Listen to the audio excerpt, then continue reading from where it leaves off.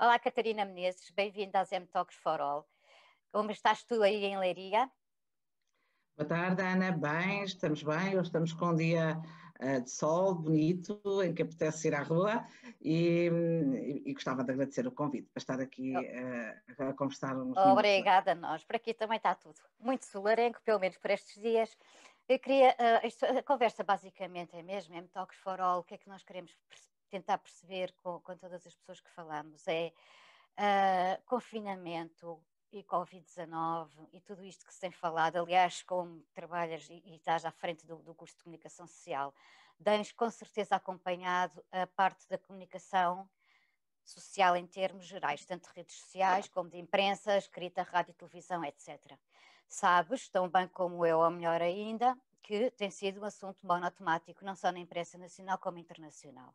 Eu gostava de perguntar o que é que se tens alguma opinião em relação a isso. Se achas que era assim tão necessário, dado que muita gente nos diz que isto provoca uma espécie de fator medo na sociedade, a todos os níveis, não é só aos mais velhos, é a todas as idades mesmo. Os pequeninos perguntam o que é isto e porque é isto todos os dias, os mais velhos ficam muito assustados e os idosos mesmo, ainda mais, porque chegou isto, vai-me atacar, isto vai ser comigo, isto diz-me diretamente respeito.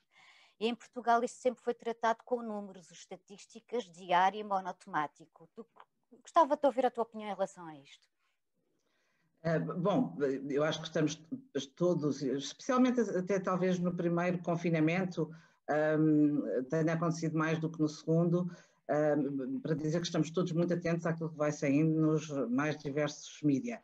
E que, obviamente, houve exageros, não é? Tanto houve que eu não sei se as pessoas neste momento estão a prestar a mesma atenção que prestaram no primeiro confinamento. O risco dos números, do meu ponto de vista, não é que eles não possam ser dados, mas se calhar não com tanta frequência ou não diariamente. O risco dos números é serem vazios, não é? É serem números e, de facto, depois, pela excessiva repetição desses números, nós criarmos coletivamente uma percepção de afastamento daquela realidade também, porque o número não tem humanidade. Exato, não é uma pessoa. Portanto, eu não acho que os números não devam ser partilhados, acho que devem, acho que nos dão também uma consciência da realidade de uma forma mais transversal, não é? Mais estatística. Eu questiono se é interessante saber os números dia a dia e sobretudo várias vezes ao dia, não é? Durante um dia inteiro. E sem acompanhamento. E em todos os canais, em todo lado e em todos os meios. Isso, e depois sem o devido acompanhamento de alguma outra contextualização que os números também precisam. Não estou a dizer que não houve trabalhos jornalísticos muito interessantes durante este período e que não refletiam só números, mas os números têm esse risco de afastar as pessoas. Eu achei curioso, porque até comigo aconteceu, eu fiquei, achei que tinha sido uma analogia e uma concretização muito bem feita, quando um dos técnicos de saúde, agora já não tenho presente quem, fez o paralelismo com a queda dos aviões, não é? 200 pessoas por dia, como se caísse um avião todos os dias. E, de facto, estes paralelismos são úteis para nós visualizarmos um pouco mais a realidade, porque os 200, eu penso que começaram a ser para nós uma normalidade, e ninguém tem verdadeira consciência do que é que são 200 pessoas. E até a mim, aquela comparação até para mim fez sentido, porque visualizamos o que é que são 200 mortes por dia, certo? Lembras-te que há uns anos atrás, quando ouvíamos muito as coisas sobre a África, Etiópia e afins, e que morriam não sei quantas crianças, e vinhas aquele número, e de repente ao longo do tempo, essas imagens que apareciam na altura, imensas vezes, não era das crianças, e normalmente mostram as crianças, não mostram os adultos por algum motivo, a morrerem com moscas e com aqueles ambientes todos assim terríficos.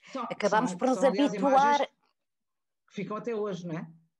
Mas acabamos por se habituar de alguma maneira, ou não é habituar, ou deixa de ter o mesmo efeito de choque, ou o mesmo efeito que se pretende, que é de reação, de ajuda, de fazer qualquer coisa, porque acaba por ser uma coisa repetida, não sei quantas vezes até à exaustão, acaba por deixar as pessoas desligadas dessa informação.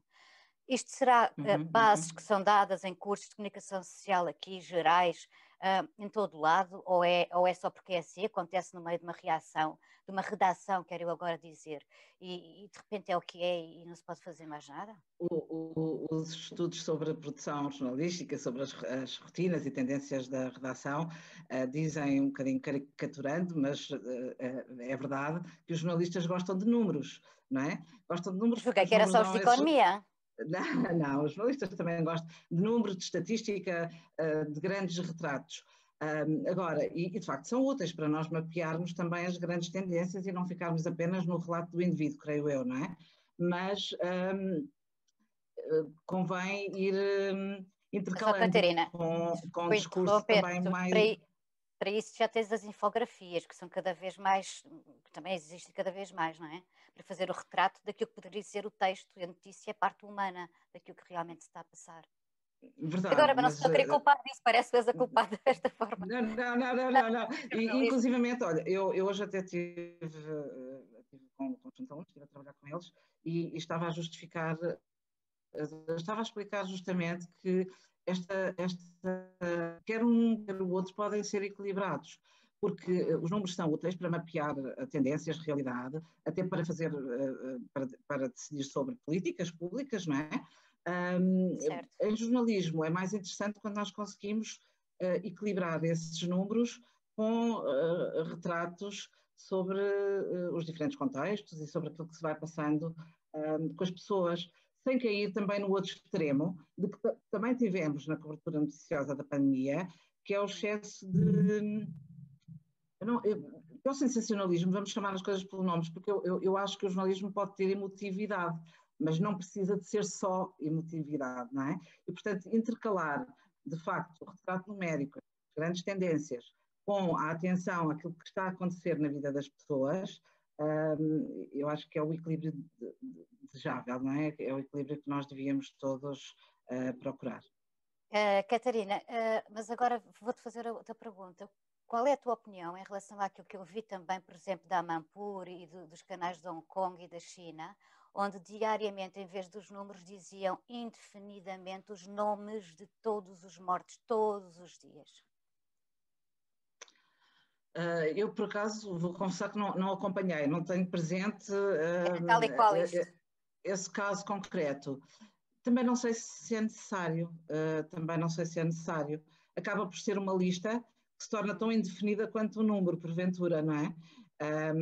Eu acho que a realidade que nós estamos a viver, mesmo noutras situações que não tenham a ver com a pandemia, é sempre... Nunca é muito branca nem preta, é cinzenta, não é? Tem vários tons, tem prós, tem contras, e portanto um trabalho jornalístico que consiga dar conta dessa complexidade é para mim a solução mais interessante. E portanto nem cair no extremo dos números, nem cair no extremo de um relato que é só emoção, que depois não tem reflexão nem informação nenhuma. E uma linkagem de nomes, para mim, eu não sei se é muito diferente de um número, porque depois nós também ouvimos aqueles nomes de seguida, Parece um mantra, dia não ou é? Parece um mantra. já não estamos a prestar atenção da mesma maneira, não é? Porque não estamos a entrar na complexidade da situação. Portanto, não optaria nem por uma solução, nem pela outra. O que é que aprendeste, Catarina, com isto tudo ao longo deste último ano? A forma de como, o que é que se pode ou não, o impacto que a comunicação social de facto tem no medo, na forma como as pessoas vivem situações que estão completamente, são inesperadas e que ninguém sabe como é que apareceram, nem como, nem quando é que vão acabar, a indefinição, a insegurança depois social, a insegurança em casa, dos empregos, a própria saúde mental de toda a gente, o cansaço pandémico, a falta de aulas, as pessoas terem que se adaptar constantemente. Quer dizer, todo um universo completamente diferente de tudo o que já alguma vez vimos durante a nossa existência, pelo menos. Claro que a história tem muitas coisas assim para contar, mas nós nunca tínhamos vivido nada assim. Para ti, o que é que tu tiraste disto tudo? O que é que aprendeste? Essa pergunta é muito difícil porque este contexto abrange muitas dimensões da nossa vida, não é? E nós vamos claro, e às aprendendo vezes coisas só à la longa é diferentes. que vamos perceber o que é que aprendemos, às vezes só Sim, com em alguma função distância. dessas dimensões. Mas aprendi, num primeiro momento, que nós, enquanto seres humanos, Não é que não soubesse, mas acho que tive uma consciência nova de que somos, de facto, muito adaptáveis. Temos uma capacidade de adaptação absolutamente extraordinária. E até de resiliência, porque se me têm dito, eu aqui vou pensar do ponto de vista pessoal, mas acho que facilmente podemos alegar, se nos têm dito que isto ia acontecer, primeiro não íamos acreditar, embora já tivesse acontecido, né, noutros períodos da história, e não nos conseguiríamos ver numa situação destas. Portanto, se calhar diríamos logo muito categoricamente que não iríamos ser capazes. Assobiar para o lado. E obviamente que nós não estamos a ser capazes todos da mesma maneira, eu tenho muita consciência desta heterogeneidade de situações que estão a acontecer no país e no mundo, não é? Claramente que este período está a ser difícil para todos, mas com dificuldades que são de ordem diferente e de relevância também diferente para a vida das pessoas, não é? Mas a verdade é que na globalidade, pensando numa família normal, as pessoas se foram adaptando.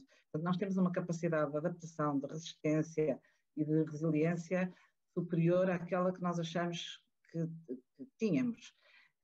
E de facto isto não foi uma coisa nova para mim, mas eu tive dela uma consciência diferente, nova. Depois também penso que, até respondendo à questão particular dos mídias, que os mídias terão feito umas coisas bem, outras mal, mas que também houve mudanças positivas neste contexto de trabalho em pandemia. E uma delas, por exemplo, até para pensar esta relação das pessoas com os meios de comunicação social, a temática da desinformação não era uma temática nova, mas eu acho que a pandemia veio colocar um olhar novo, né? E veio, sobretudo, democratizar a discussão em torno do que é informação válida e do que pode ser desinformação.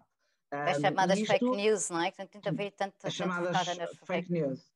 Embora as notícias não devessem ser fake. Portanto, eu acho que não tem só a ver com notícias falsas, tem a ver com uma série de fenómenos, não é, que estão englobados neste conceito mais alargado de desinformação. E aqui eu penso que se abriu uma porta de discussão mais ampla do que aquela que existia e que pode vir a ser interessante para o jornalismo, porque pode, de facto, vir a fazer com que, não creio que seja um movimento de curto prazo, mas a médio, longo prazo, e se for acompanhado também por outras medidas, pode fazer com que as pessoas valorizem o discurso profissional do jornalista, o discurso que é credível, que é construído com base nos procedimentos éticos e deontológicos da profissão, e portanto isto é uma perspectiva muito interessante para os meios de comunicação, para os órgãos de comunicação, eu creio. E essa discussão, embora existisse antes da pandemia, não tinha esta amplitude. Portanto, abriu-se aqui uma porta de discussão e de credibilização do discurso jornalístico, de distinção do discurso jornalístico face a outros discursos que circulam, que eu acho que é importante e que foi amplificado pela pandemia, não é? Dar instrumentos às pessoas para distinguirem o trigo do joio, mesmo que em contexto de pandemia, se calhar depois vai também ajudar noutras dimensões. O que é que eu aprendi mais? Aprendi que as pessoas nos fazem muita falta também, não é? Em termos pessoais, e obviamente que eu continuo a trabalhar, a minha rede continua a funcionar, não é? Mas penso que todos sentimos alguma falta de estar descontraídamente com os outros. Não é de estar com os outros, é de estar descontraídamente com os outros.